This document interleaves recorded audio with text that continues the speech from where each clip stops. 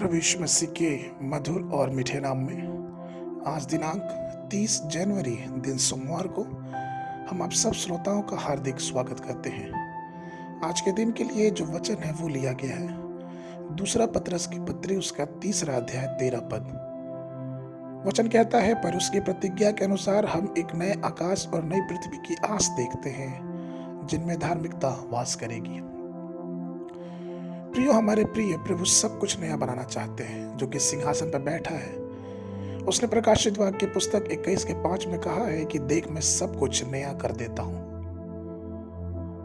कई वर्ष पहले मेरे पिता पास्टर जबुदराई जब एक बार एक शहर में शुभ समाचार का प्रचार करने गए तो उन्होंने देखा कि पूरा शहर धूल और कचरे से अस्वच्छ है जो दिन ब दिन खराब होता जा रहा है।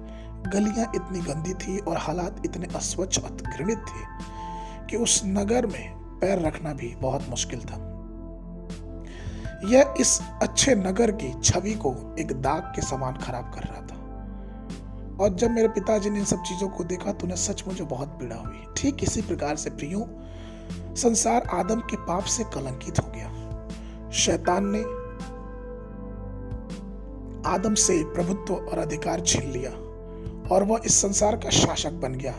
हालांकि 2000 वर्ष पहले उसका सिर करवली के क्रूस पे कुचल दिया गया, फिर भी उसे अधलोक में नहीं फेंका गया। वह आज भी लोगों, नगरों, राष्ट्रों और शहरों को बर्बाद करता है। वो अपने प्रलोभन में लोगों को फंसाता है और हर प्रकार से भरमाता है। परंतु यहोवा ने इस जगत को नहीं परंतु नए आकाश और नई सृष्टि को हमको देने की प्रतिज्ञा की है। एक नया स्वर्ग जहां शैतान की कोई पकड़ या उसकी शक्ति काम नहीं आएगी। ना वहां पाप होगा, ना रोग और ना मृत्यु होगी। प्रकाशित वाक्य पुस्तक 21 अध्याय 23 से 25 पद में वचन इस प्रकार से कहता है, और उस नगर में सूर्य और चंद्रमा के उजाले का प्रयोजन नहीं, क्योंकि परमेश्वर का तेज उसमें उजाला करेगा और मेमना उसका दीपक होगा।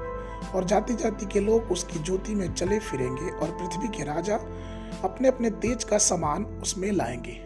और उसके फाटक दिन को कभी बंद ना होंगे और वहां रात ना होगी। प्रियो, क्या ही अद्भुत नया स्वर्ग और नई पृथ्वी होगी।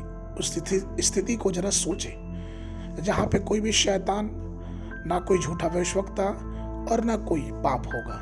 प्रकाशित वाक्य पुस्तक उसके 20:10 में वचन कहता है कि और उनका भरमाने वाला शैतान आग और गंधक की उस झील में, जिसमें वह पशु और झूठा भविष्यवक्ता भी होगा, डाल दिया जाएगा और वे रात दिन युगान युग पीड़ा में तड़पते रहेंगे।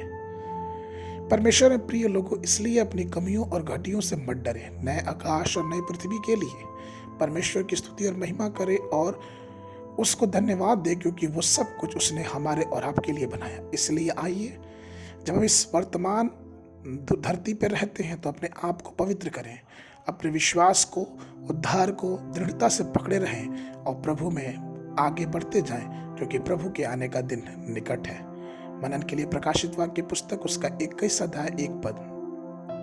फिर मैंने नए आकाश और नई पृथ्वी को देखा, क्योंकि पहला आकाश और पहली पृथ्वी जाती रही और समुद्र भी जाता रहा। बाइबल अध्ययन के लिए सुबह के समय निर्गमन की पुस्तक उसका 23 और 24 अध्याय, संध्या के समय मत्ती रचित सुसमाचार उसका 20 अध्याय 1 पद से लेके 18 पद तक। परमेश्वर आप सबको आशीष देवे।